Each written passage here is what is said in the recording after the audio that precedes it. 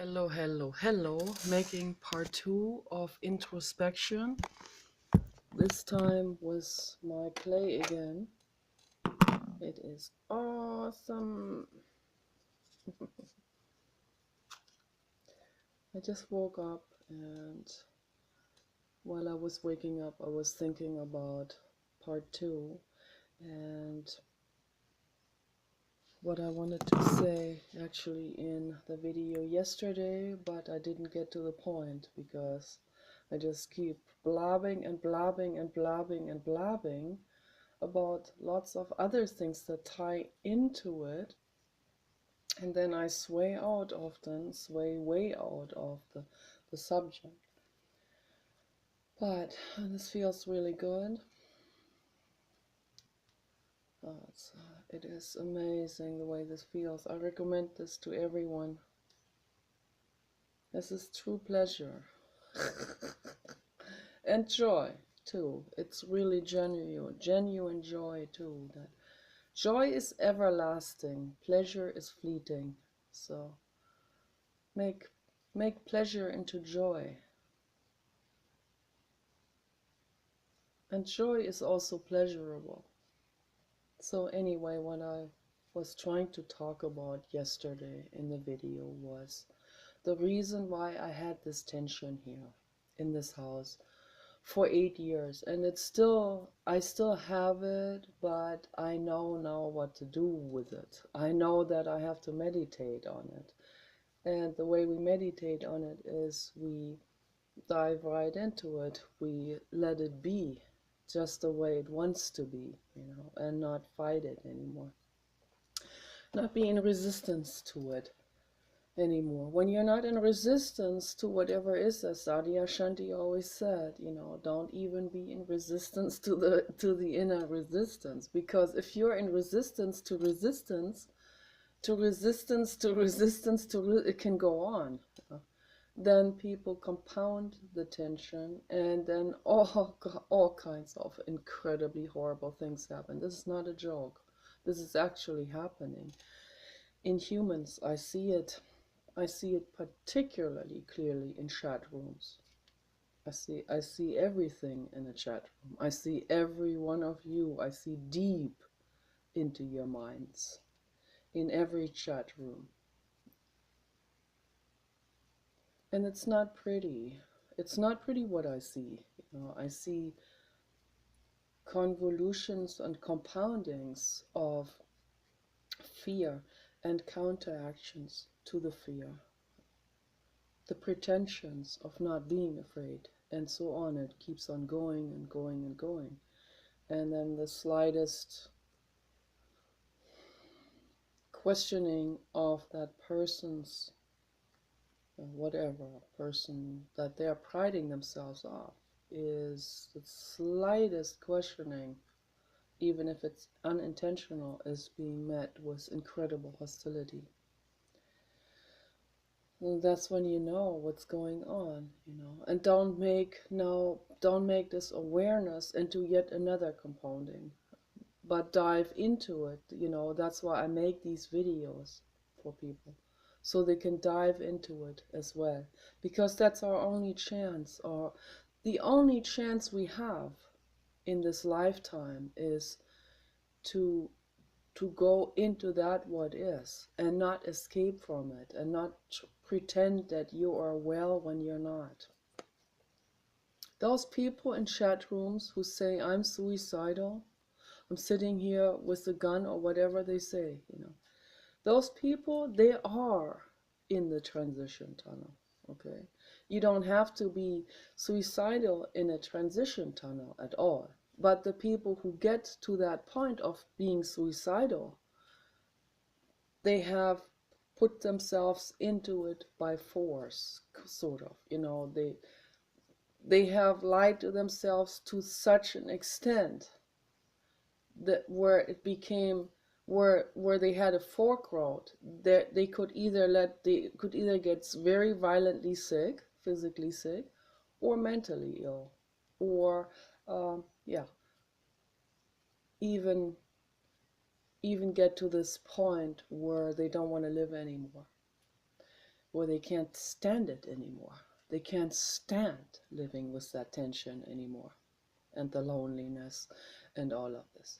And all these inner lies have not worked to get them out of it. So they they are facing this. But when you are facing this, when you are suicidal and you're facing that very thing, then you have to allow yourself to go with the transition tunnel all the way, not with suicide. Okay, that's the last, that's just your last act out, is suicide. It's an act out. Suicide is a plea for help. Problem is, after your death, there's no help, not in this lifetime anymore. Okay, so it will continue on in another lifetime, and it will pick up where you left off. So why not live this lifetime to the fullest and learn from that what you are set out to learn in this lifetime? So I swayed out again. I have to keep bringing myself back to the main subject. The reason why I had such extreme tension in this house in particular is, I already explained, because how I practice the law of attention, the law of attraction and attention too. So the law of attraction, and I know how to do it. I have done it already several times, 2 times in particular, where it was massive, massive and major events. Okay, so for many, many, many years, I have wished to get an albino Great Dane and to rescue one. And so when I felt this energetic draw from the inside to look for that particular dog, I knew I was ready. I knew it was lining up. Okay, it was coming into my vicinity, into my energetic field. And I looked on the internet, and there he was. Okay, I found him, Kenny Redwood. Okay, I have a channel for him, Kenny Redwood, Animal Lovers Support Group, Kenny Redwood, and it will always be there. And he's the blue god. Okay, he is even much more than I could ever envision. He is the blue god. He's the infinite in embodiment. So he lived for almost 9 years. I was hoping he would live longer than that, but Great Danes don't live very long, and particularly not albino Great Danes. Okay. They are very hypersensitive with terrible, terrible weaknesses genetically, and prone to many, many illnesses, skin diseases and neurological problems and so on. And that's what he suffered from. It was terrible. We treated it with holistic healing methods as good as we could, and even our very conventional Republican veterinarian complimented us and said, "You did remarkably well with him." He said that to us on Kenny's last day, and with me feeling guilty, and we always feel guilty. We feel like we should have done better. We should have fought less. We should have, Paul and I, we should have done this or this better. We should have made the atmosphere better for him. We should have given him diatomaceous earth and kelp seaweed sooner. We should have known about it, and all of these things. So the vet said, "You did remarkably well," and I needed to hear that.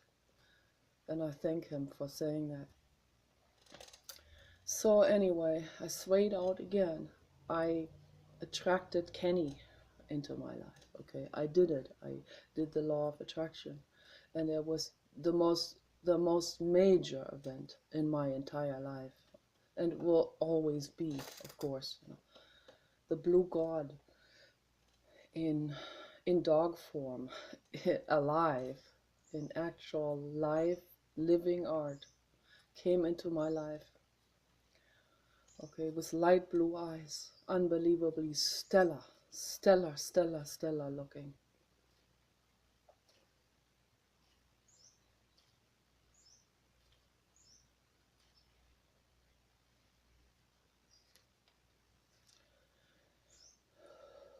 So, and then when Kenny was, uh, how old was he? He was born in 2007.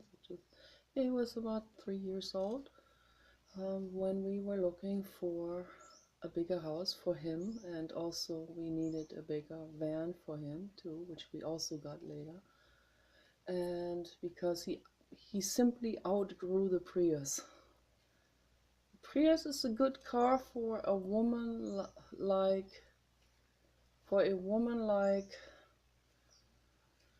like Holly Madison. That's the perfect car for her, and I'm glad she has one.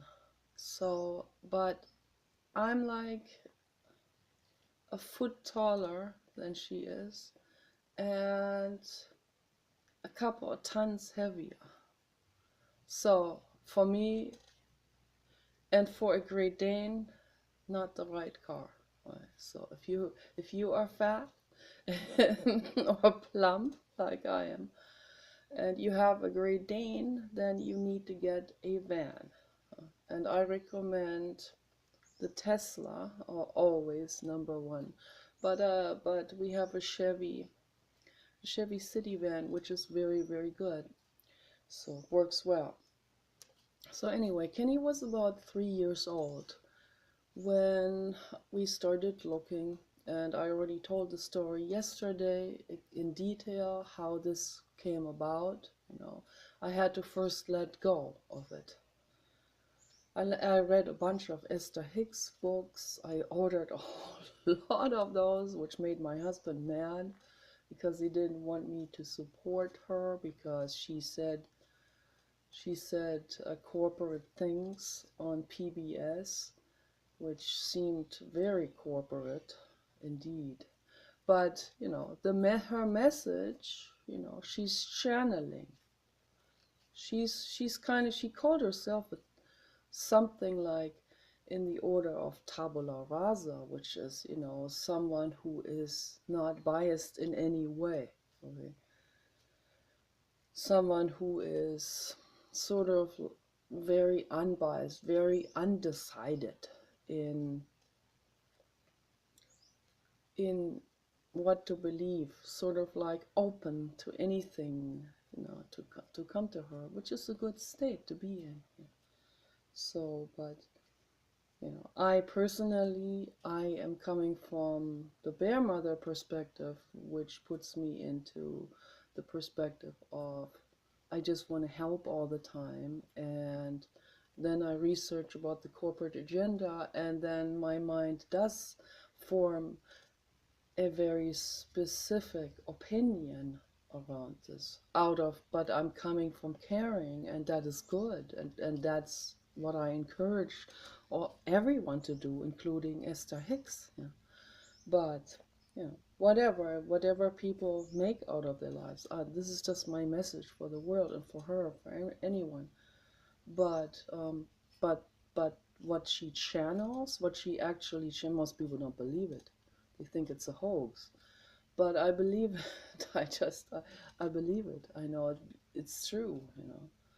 I mean, not everything is true. Some things that she says are, they feel like they're sort of like a joke almost. But maybe those entities are joking in this way. Maybe they want to make us question ourselves more and become more relaxed in general, in the way we approach, also in the way we approach helping and making things better. Not be so clingy in this one modality or that modality, or not so clingy into it, but be more versatile in our approach, as Tony Robbins talks about it too, you know, whatever we're doing, whether we want to help make the world a better place or we want to create more income for our own lives. Yeah. So we need to not be frozen in our approach. This is very universal and very true. So, but anyway, I did what she did. I've already done it intuitively with Kenny before I found Esther Hicks. So when I found her, it just confirmed what I basically already knew. And so I did this again. It worked. We got the house that was a match to our vibration and to our wishes, to my wishes in particular, because we needed more space. We needed a larger house and we needed a larger garden for Kenny and for us too. And so when we got this, then like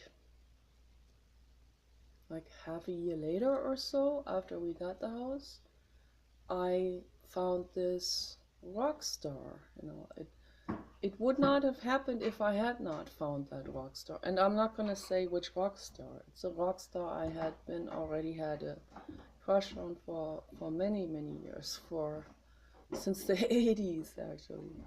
So I'm making a video, and so I'm just not going to talk about who that is for my own protection, because I would like to talk about to people who that is, because I would like to talk to him about this, because he needs to know about the dynamics of psychology within him. And everyone needs to know the dynamics of psychology within themselves, whether they are the fan or whether they are the guru or rock star or celebrity. It doesn't matter. We all share some very important common denominations and common emotional not religious, some commonalities in terms of how we feel really on the really deep inside, the inner child and all of this. And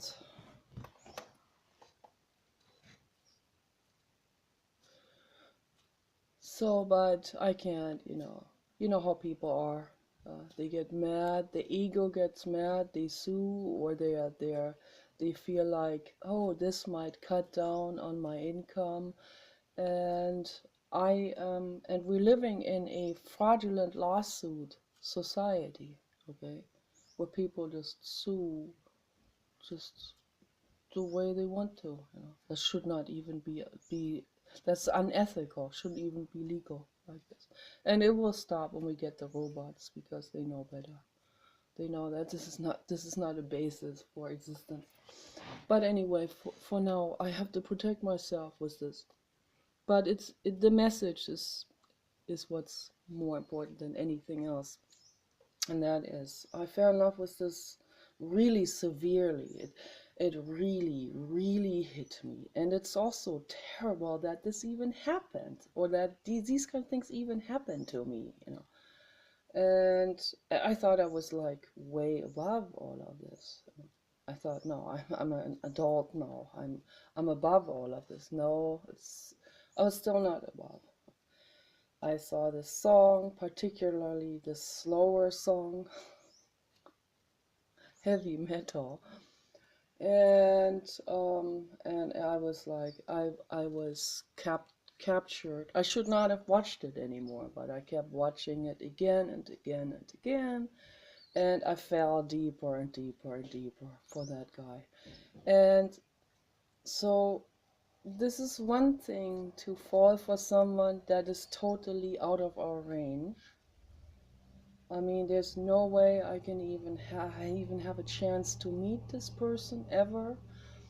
And that's one thing that's already bad. But now comes, the ego jumps in. The ego thinks, oh, you're good at law of attraction. Let me let me choose this guy for you. Now, let's put law of attraction, as if the ego had any knowledge about law of attraction at all, because it's like, matter of fact is, the ego is a counter active component against the law of attraction. But this is how the ego works. The ego goes, and this is very unconscious. It's not like I deliberately planned any of these things out in my prefrontal cortex. No, this is a subconscious process of the ego that goes, oh, I can get this guy. I actually can get this guy. Of course I can get this guy. And the ego is always very has a lot of grandeur, a lot of self-grandeur, and gets a little bit out of line of the actuality and the actual possibilities and all of this. And that wasn't the last time even, it's just these things, they kept happening afterwards again, but not anymore to that degree. So there was more awareness the next time, thank goodness. And because I do introspection work, if we do introspection work, the next time something like this happens, we know what to do. We actually know how to work with it and approach this thing, not from the ego perspective, but from the transition tunnel, from the actual mental work. Teal Swan calls it shadow work. So I don't call it shadow work because it's not shadow. It is equally in the limelight, and it's not negative, not demonic. It's just it is what it is. The ego, our defense mechanism, tried to protect us. Now it keeps on going on that same thing, doesn't realize that it stands in its own way for the person to actually make progress psychologically. That's all it is. So when we bring these things to the surface, yeah, okay, they may have been in obscurity somewhat, but I don't call it shadow in the sense, not in the sense of being dark or being negative or something. I have a flower for you. And so it's the ego is just there to help us, but it doesn't realize that it doesn't work. Okay, so that's all it is. So we bring it into consciousness. Okay, so that's the process. So anyway, what happened is my ego thought I can have that rock star. And then we were in two houses. We're still in two houses. We're gradually moving over. And so it didn't have anything to do with being in this house having the tension. So I had even more tension in the other house. So it was terrible. It even affected my breathing and all of this.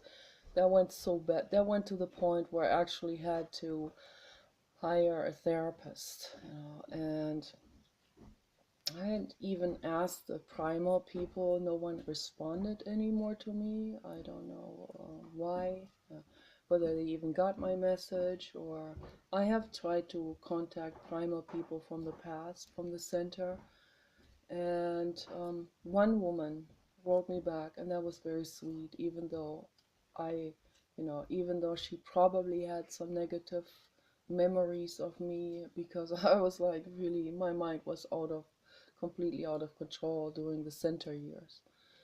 So I wasn't quite in tune with with rationality very much at that time. It was a very difficult phase for me, but an important life-saving phase for me during the center time. If I had not had that, I don't know, I would not have made it. I don't think I would have. So yeah, it was chaotic and all of this, and some people probably remember me and they go, no, no, no, I'm not gonna get involved with her again. So it's alright, I don't blame you, you know. So I wasn't the only one who was out of control. So there were several of those. But anyway, so I was frantically looking for therapists. So I finally came across Mada, and she's like so overpriced. You can buy an industrial sized washing machine for a session. But I decided, okay, it's just one session. I'm gonna do it. My mother supported me on this. My parents are super not business oriented people. So it was, it was ridiculous to spend that kind of money. But you know what? And she didn't even say so much stuff that I didn't already know. It's like what she said is I already knew. I knew I knew consciously and subconsciously both. But it was still good to hear it from someone else. It's just a pity she had to charge that much money.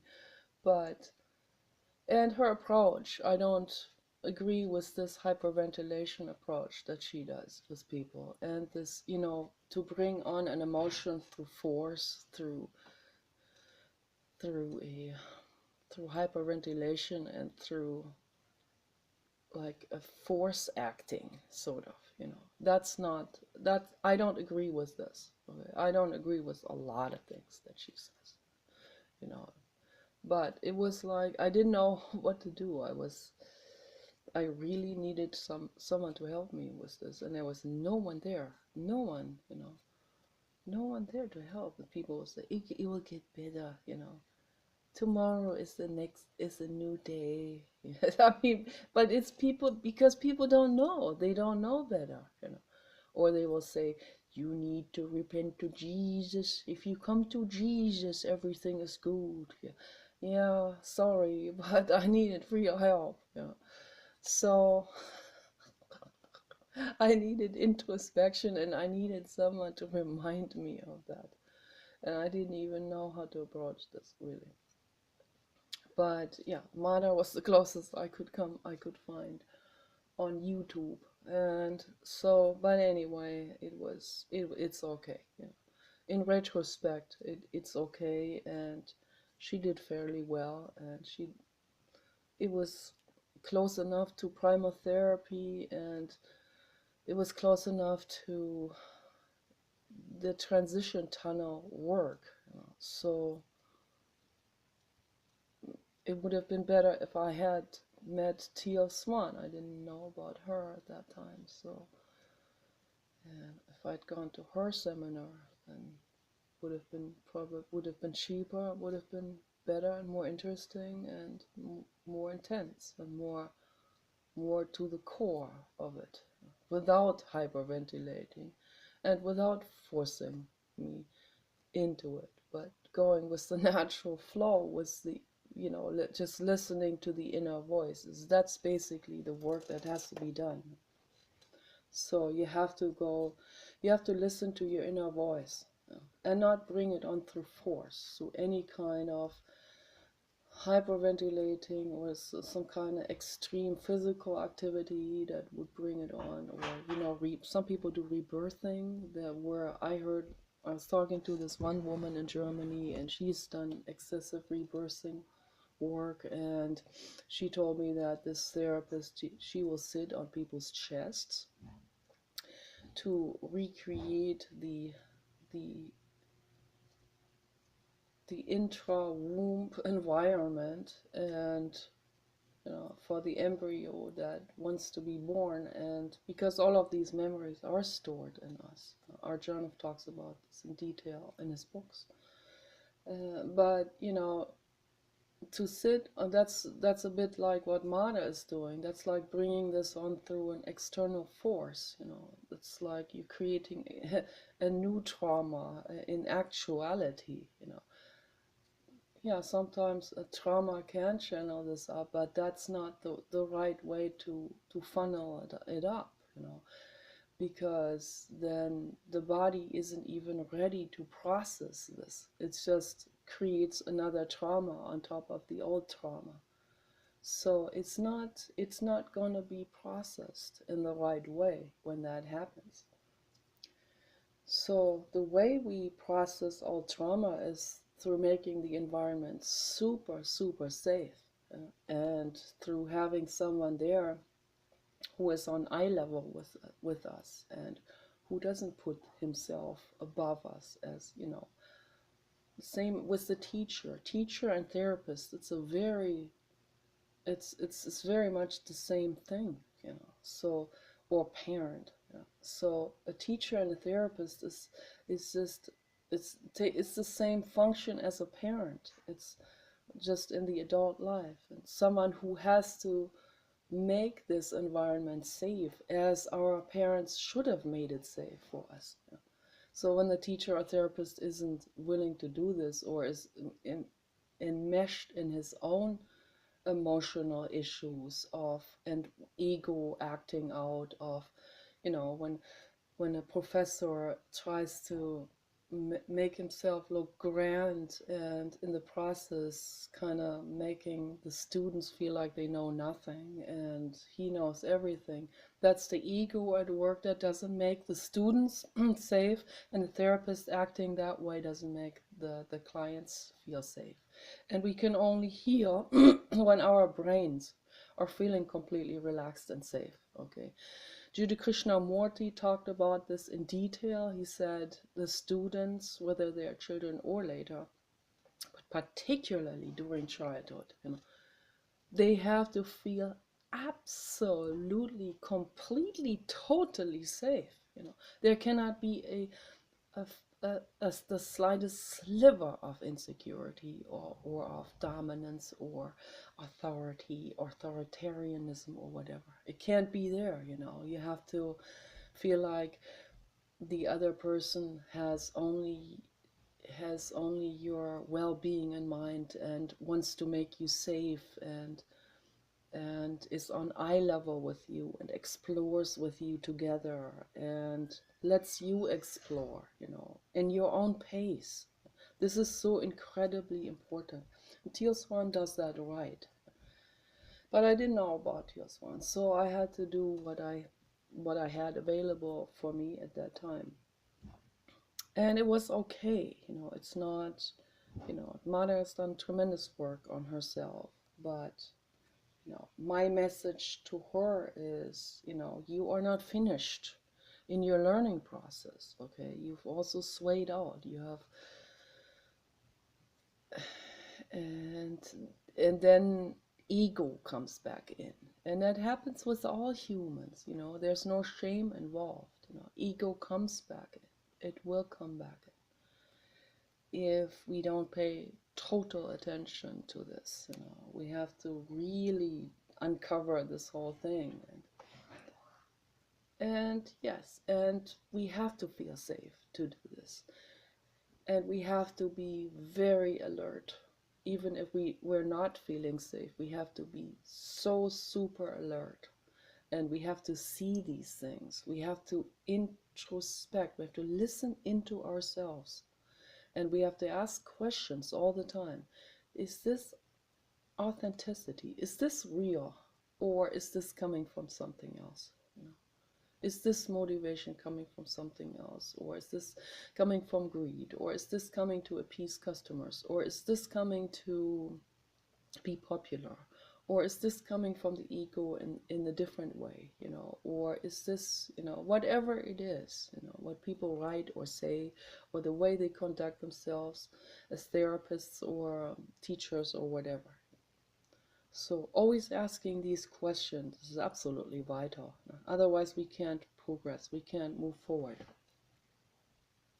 So take the flower of truth, Mada, and everyone else, and use it. Use it for yourselves, not take offense. Yeah. So, but anyway, I did what I could do in terms of primal therapy, in terms of healing, in terms of bringing the stuff to the surface, and I wouldn't call it primal therapy anymore today, because that is also a bit lopsided. So I call it the transition tunnel. We have to all go through that transition tunnel, whoever we are. Whoever we are, and wherever the ego has taken us, or whatever outside circumstances have elevated our outside circumstances to some heights or lows or medium. Yeah. Wherever we are at, we have to go through the transition tunnel, whether you like it or not. You have to go through it. And the ego doesn't want to. The ego wants to go into physically artificial, puffed up hot air heights and inflammation and pathology to just get away from the ego tunnel, from the transition tunnel. So I don't know. Metzinger wrote The Ego Tunnel. So reading the book right now, very, very good. I knew I was eventually my brain was gonna be switching these words. So, but it's not the ego tunnel, it's the transition tunnel. The ego is not even in the tunnel. So, I mean, he may be meaning something in that same sense. So, because he's looking at how the ego works also in the phylogenetical sense. Our phylogenetical evolution, our sense perception and how we evolved in this way. So he's looking at more from this, from the wider anthropological, and from the biological and from the neurological point of view. And it's very interesting. So, but from according to my philosophical approach to this, is that the ego is not in the tunnel. The ego is in an escape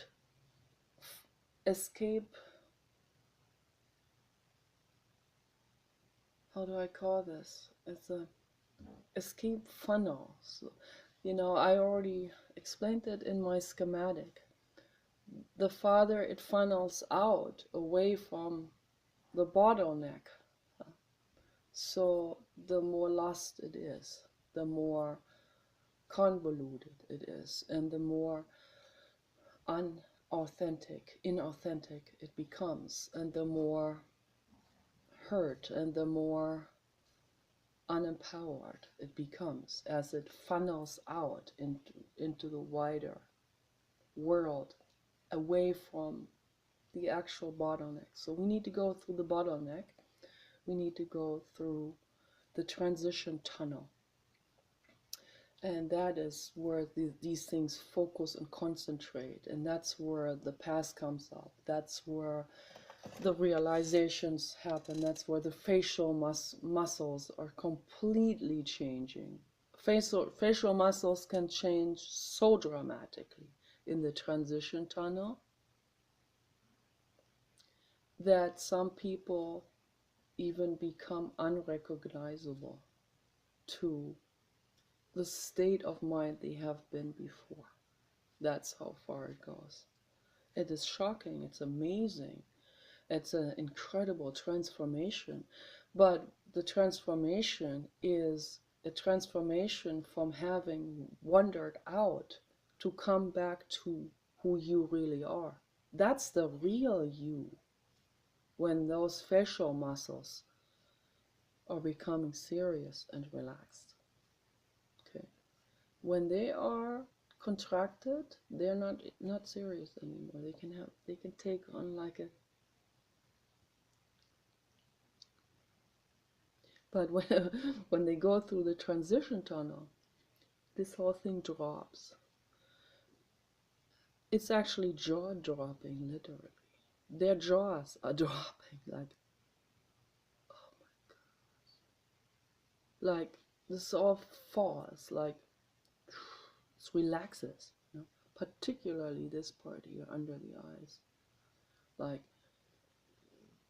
whoo.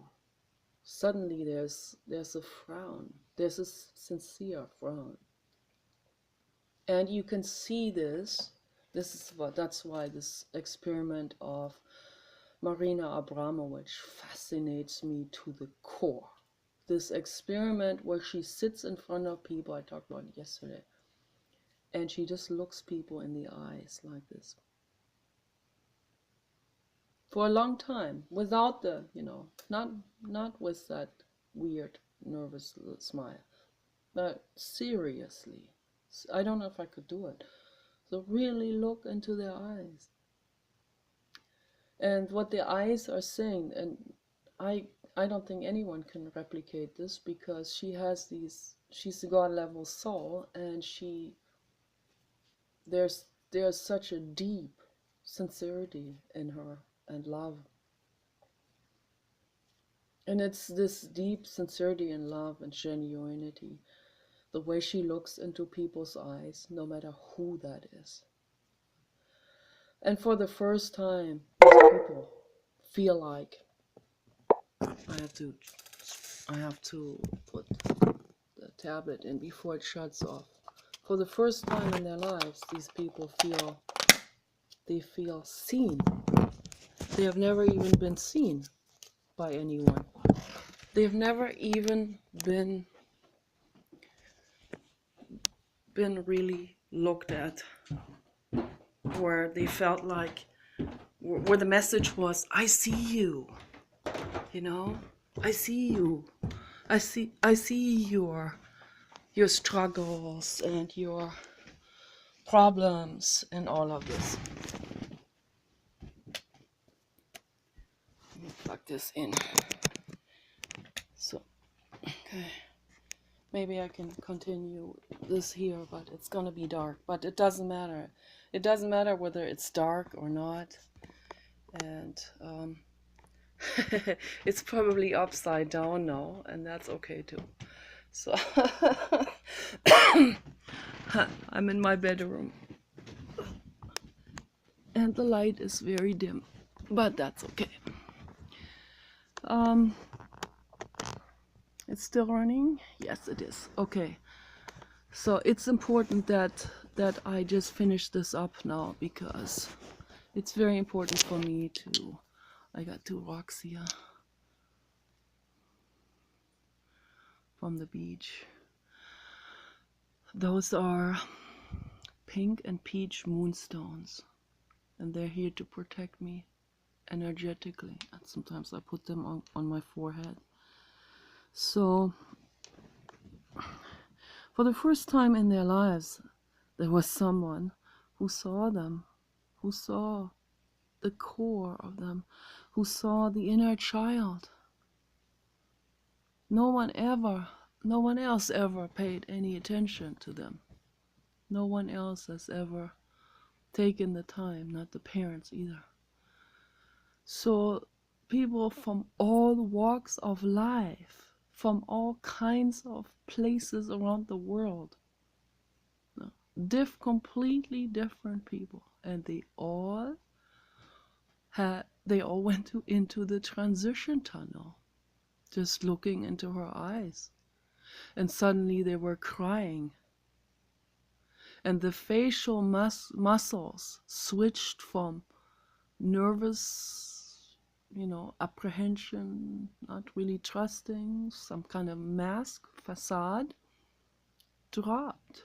They were seen for who they are, and the facial muscles relaxed, and they became sincere, and they looked at her like, it almost reminded me of a wild animal. You meet a wild animal, and suddenly the wild animal looks at you like this with a tilted head.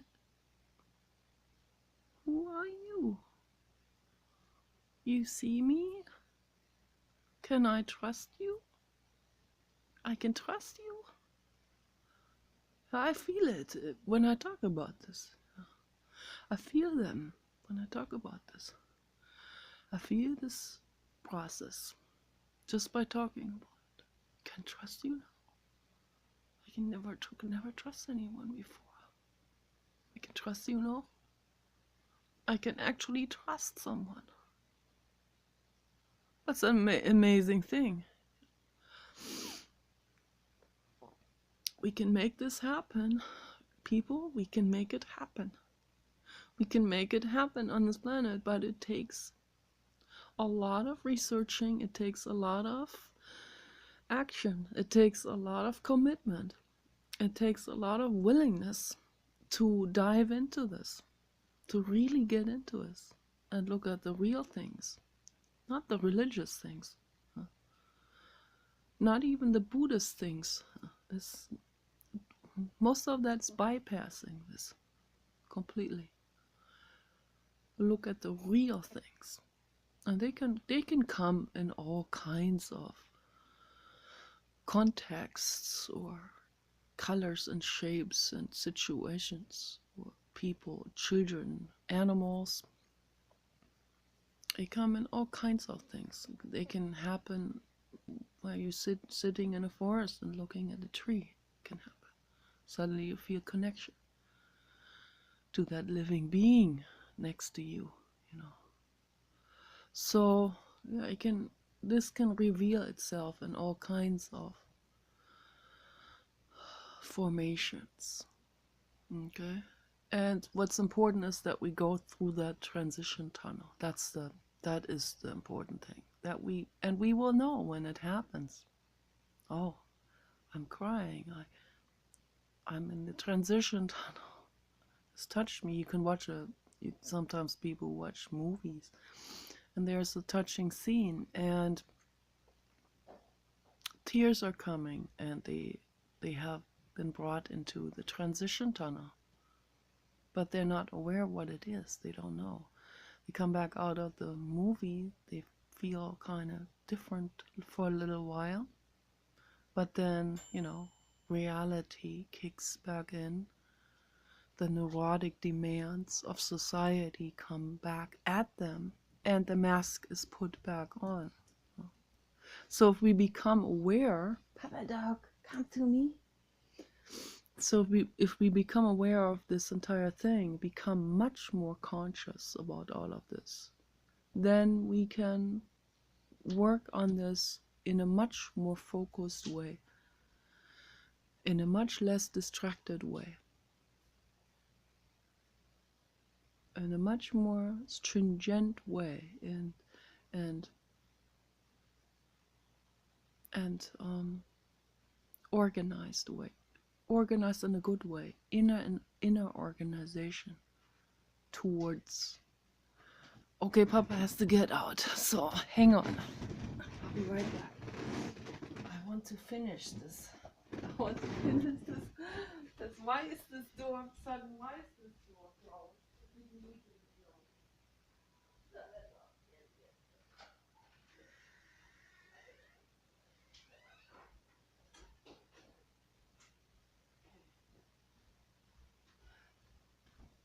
So, okay.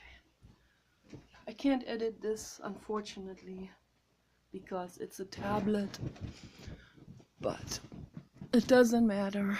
Papa Dog is always number one priority, no matter what it is, no matter what. Always number one. And it should be the case for all people.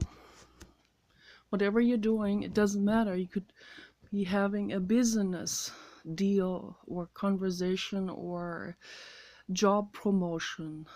The dog needs to go to the bathroom. Dog first. Okay. The job promotion can wait. The important person or the date or whatever, whoever it is, can wait. I have to go. I have to open the door for Papa Dog, and that's how everyone should do it in their lives. And I started to get a little bit angry now at Paul because the door should be open during the day. We have a mosquito screen, And I don't know why the door was closed. It was open earlier. Why? I don't know why he closed it. So I guess some unconscious mechanism or something. But yeah, it gets me a little bit upset, but get irritated too sometimes. So, but that's also another opportunity for me to go into the transition tunnel and feel this. And instead of not rationalizing myself out of it and forcing myself to come into a different mental state, it's better. It's always better to face it, not act it out on someone else, not go into the living room and now and scold him for the door being closed. Why is the door not open? Instead of doing this, which I have done in the past, so he's done it to me big time too. But it's reciprocal, of course. And then it makes each other's accusations worse and worse and worse when the other one does it too, and then you see the double standard in the other, and then it just keeps going, gets worse. But the peace starts with us, with me. I go into introspection and I let myself sit there with that feeling and not run away from it and just accept it for what it is. And then something, an awareness will come out of, will recycle its way through from that. So we can't force it to go away. It recycles itself. When we sit with whatever is there, no matter how uncomfortable it feels. This is really, that's the art of living. That's really the way to go about it. So the reason why I have been in this tension, and Mara didn't help very much with this, it just kept on going. Reason why I was in this tension, because I thought I can have that rock star guy. And so I started to research more and more about the rock star guy. And because of the researching that I have done and reading everything, then I came across his true nature. But in the meantime, I had this intense tension inside of me. This tension, whether it was in this house or in the other house, wasn't dependent on this house. So it just happened to be during that time that we had just gotten this house. So wherever I was supposed to be relaxed, like on the lawn, for example, but I couldn't even be, because there was this inner tension, and this inner tension had to do, that's what I want to get to the point to in this video, this tension had to do with my ego thinking, you have to get this Prince Charming now you have to get this romantic love, you have to find this now, you have to get this now, whether it's, that then it clung to that rock star guy, but it was also there as a general thing, like a general command almost from the ego, like now you have to become the princess, now you have to get this mega man. And that's the ego, of course. The ego wants to put the puny Mr. Nobody. That's what I always called myself. It's like, because I felt so nobody. I didn't even feel attractive as a woman. I felt like, that's why I always say trucker and stuff, because I feel so incredibly unattractive and dorky that I almost feel like I'm not even feminine. I feel like, and that's another thing that has to do with sexual childhood abuse, and talked about this also in my videos. It's a real tragic thing, but when we feel puny, when we feel unlovable, when we feel ugly, don't even feel feminine when we're women, or a boy doesn't feel, or feels has his equivalency to this, the boy doesn't feel masculine, so, and feels like no one looks at him or whatever. And Elliot Rodger comes to mind. So when we are, and that's Elliot Rodger is exactly what I'm talking about. It's just a male counterpart to this. It just has a different gender, but it's the same thing. What I've gone through. He comes from a high academic background with money and sophistication, and here, he doesn't feel seen. He doesn't feel loved. Coldness in his childhood. So, and I'm not accusing the parents of being deliberately cold or anything. These things are not even my own parents either. These things happen because people are too busy with their own things. They don't really actually see the child. Like, they don't see their own children. They don't do what Marina Abramovich does, with sitting there and really looking at the person. I see you. That should happen from the parent. When that has never happened in childhood, then we have suffered a major trauma, the major trauma of coldness, okay? And then feelings of puniness, feelings of ugliness come up, and all of this. But the ego then creates its own story. The ego, I call the ego he. So ego creates a story as, you are now this, but it's an external mask. Ego is always about external mask. The video is probably going to cut off now at any time. But so the ego puts on this, you have to have this, now you have to get this rich man and this gorgeous guy. It's like, why? The inner child says, why? But the ego says, because you have to, because you need to, counteract the puniness. And that's really the core of it.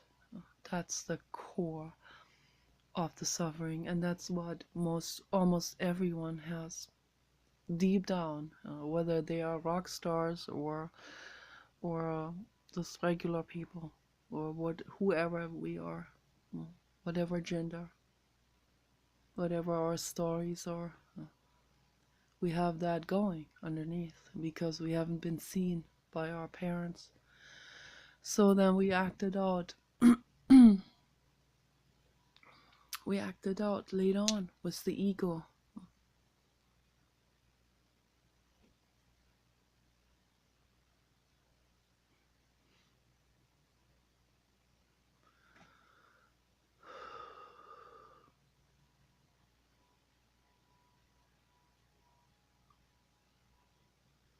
And that rock star guy, I started to research him, and I found out more and more. I found out he's a psychopath.